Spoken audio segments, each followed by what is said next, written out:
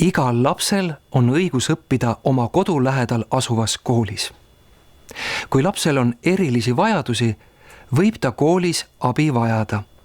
Kool peab aitama last just sel moel, nagu laps vajab. Mart vajab koolis käimiseks abi.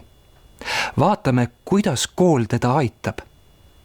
Mart on 7-aastane rõõmsameelne poiss.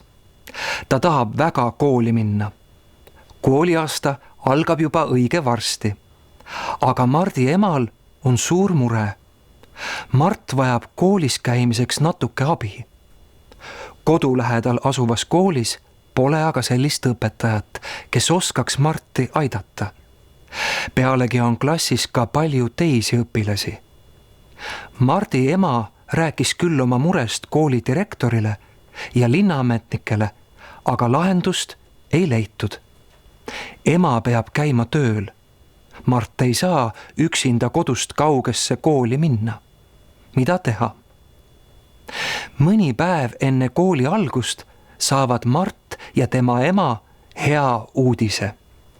Direktor annab teada, et nende kodu lähedasse kooli tuli uus õpetaja. See õpetaja hakkab hoolitsema just eriliste vajadustega laste eest. Mart on väga õnnelik.